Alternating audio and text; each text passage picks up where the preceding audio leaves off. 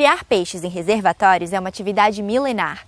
Os egípcios cultivavam pescado em cativeiro há 4.000 anos. É isso mesmo.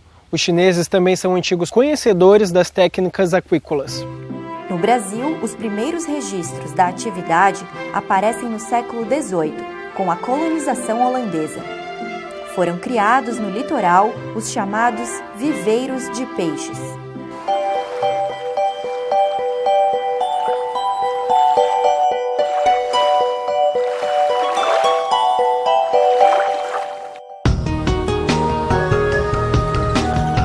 A aquicultura é o cultivo de organismos aquáticos, moluscos, peixes, crustáceos, anfíbios e algas. Nos últimos anos, essa produção cresceu a passos largos.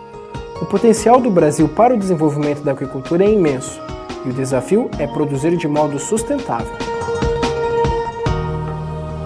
Sustentabilidade é o uso consciente do ecossistema, preservando a água, o solo, as espécies e o ambiente natural. Ela supre as necessidades da geração atual sem prejudicar as futuras gerações. Para garantir a sustentabilidade da produção aquícola, é importante que você conheça a história natural da espécie e do meio, além do cuidado com a qualidade do solo e da água.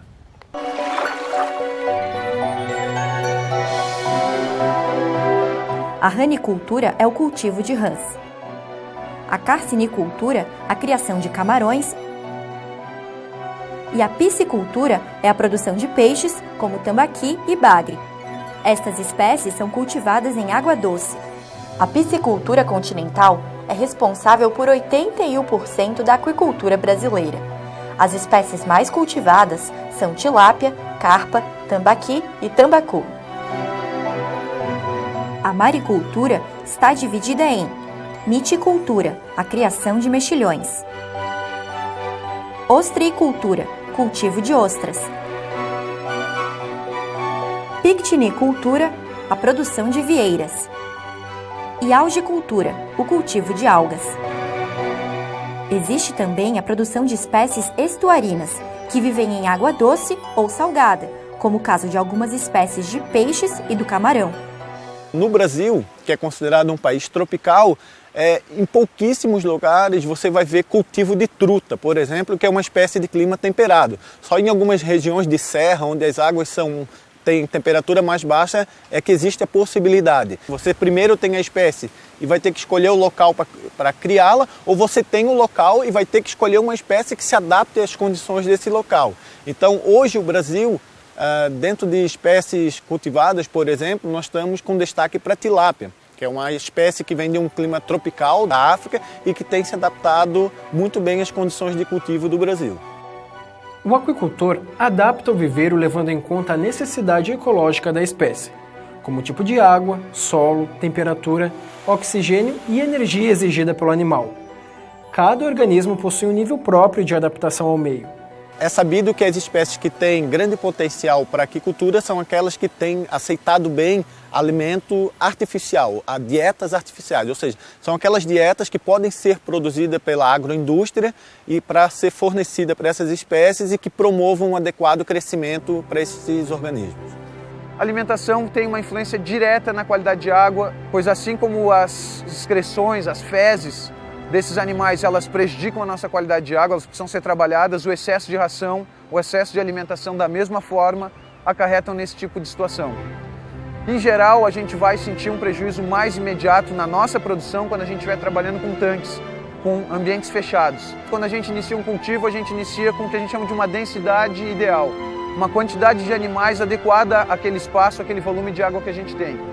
Dessa forma, a reprodução, quando ela acontece de uma forma descontrolada, uma reprodução que a gente não está programado para que ela ocorra, ela vai gerar um aumento nessa quantidade de animais e isso vai gerar um desequilíbrio. Com mais animais vai faltar alimento para os que a gente já estava cultivando que vão estar com maior tamanho, ou a gente vai ter que aumentar a quantidade de alimento e aí sim vai influenciar na qualidade de água.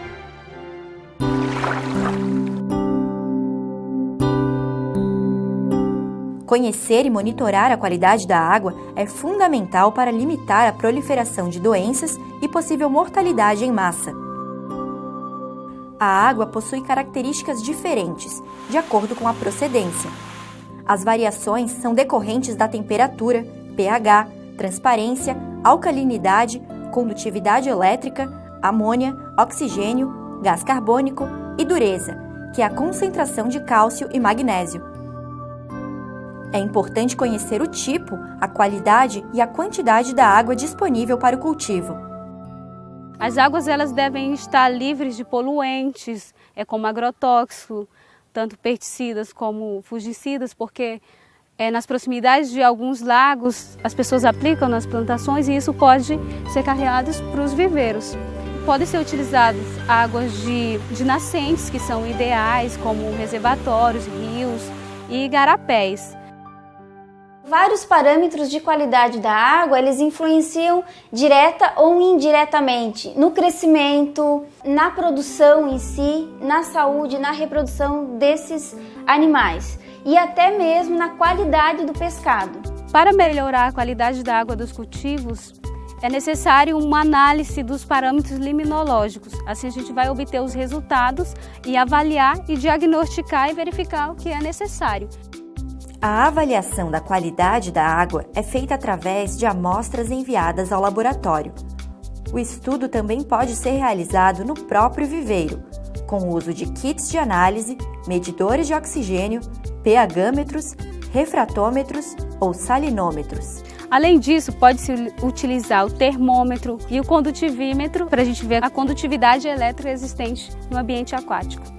Sabe-se que na extensão rural deparamos com diversas situações que é necessário improvisação de alguns materiais. A garrafa de Van Dorn usamos para captar a água de maiores profundidades, para medirmos a temperatura. Podemos construir discos de série com materiais alternativos, usando tampas de balde, apenas passar uma fita adesiva branca para podermos identificar melhor nos ambientes aquáticos. Amarramos um barbante no centro da tampa do balde e a fita é para facilitar a visualização no fundo do viveiro. As condições da água devem ser adequadas ao cultivo do organismo desejado. No caso da piscicultura, que utiliza baixa renovação de água, a correção pode ser feita antes ou durante o cultivo.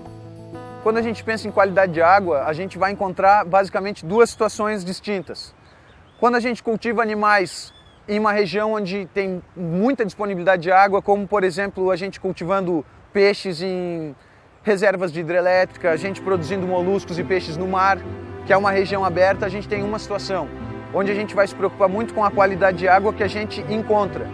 Essa qualidade de água que vai estar disponível já no ambiente. A gente precisa procurar um local que tenha uma água boa, para que esse nosso animal possa crescer com qualidade, com saúde e gerar depois um bom produto alimentar para nós. Outra condição que a gente vai encontrar é quando a gente trabalha em volumes mais reduzidos, como tanques escavados, como um cultivo de peixe, um tanque, cultivo de camarão marinho, onde a gente tem que se preocupar não só em obter uma fonte de água de boa qualidade, uma água limpa, mas a gente tem que cuidar muito também a manutenção dessa nossa qualidade de água. O sistema que emprega alta renovação de água torna a correção impraticável devido à constante reposição líquida. Por sua vez, o abastecimento da água depende do local onde o viveiro está situado. A topografia possibilita a escolha da área para a construção do tanque. A riqueza da água no viveiro é consequência também de minerais presentes no solo.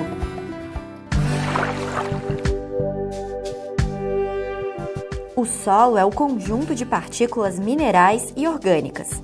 A textura varia de acordo com a quantidade de cascalho, areia, argila e silt, que são pequenos fragmentos minerais ou rochas.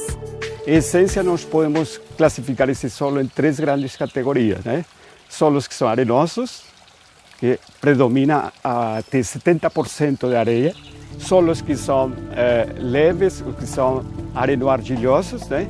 Onde tem uma porcentagem mais ou menos equilibrada entre areia e argila, e solos que são estreitamente lodosos, né?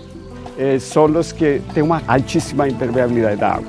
Tem uma estreita relação entre a qualidade da água e o solo. Se você tem um solo que tende a ser muito ácido, você tem que corrigir essa acidez do solo, certo? Com algum tipo de adubo. Superfícies onde predominam cascalho, areia e pouca argila normalmente são inadequadas para os viveiros, já que possuem grande risco de erosão e colapso.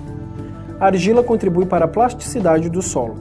A classificação como plástico ocorre quando ele se modela facilmente, tornando-se adequado para a compactação dos tanques. Podemos fazer o teste, né? Que é o teste que a gente cava um buraco e depois de cavado esse buraco de mais ou menos uns 20 centímetros, a gente pega a areia, né? Aí junta, faz uma bolinha e deixa ela secando mais ou menos uns 20 minutos. E depois que a gente largar, se ela cair, compactar ou se espalhar um pouquinho, o solo é excelente. Mas se ela espalhar, tem muita areia, aí prejudica. Num viveiro escavado, num tanque escavado, a textura ideal do solo é argilosa. Mas no nosso município ela é areno-argilosa, porque o argiloso é um pouco mais difícil de ser encontrado. Mas para o viveiro o ideal seria esse, e a gente percebe que ele consegue impermeabilizar e a água ela não se espalha. Então, da maneira que você fizer, você escavar, ele vai continuar. Ele não vai ter a degradação, não vai caindo, não vai se espalhando. É muito melhor de se trabalhar. O associativismo e o cooperativismo trazem vantagens para o aquicultor, tanto na produção como no comércio. Cooperativismo é a união de pessoas trabalhando para atingir objetivos comuns. Através do cooperativismo, os aquicultores conseguem industrializar e exportar a produção com baixo custo individual, obtendo maiores rendimentos. Associativismo é um movimento organizado a partir da junção de determinados grupos. Na prática, possibilita que a comunidade saia do anonimato e ganhe expressão social, política, ambiental e econômica.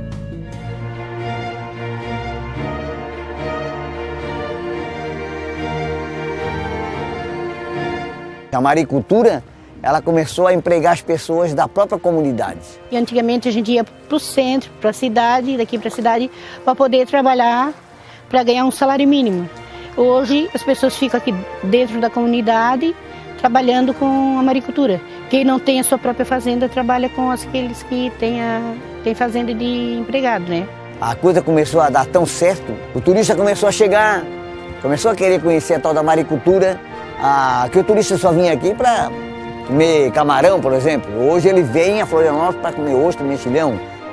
A cidade de Florianópolis é a maior produtora de ostras e mariscos do país. A comunidade de maricultores do Ribeirão da Ilha criou a Amprosul para dar suporte ao trabalhador local. Ela foi criada com a intenção, sim, de organizar as pessoas e a outra de mostrar para eles que seria possível nós coletar semente aqui sem degradar com o meio ambiente. Então, realmente, a associação ela defende os interesses dos maricultores, não tem?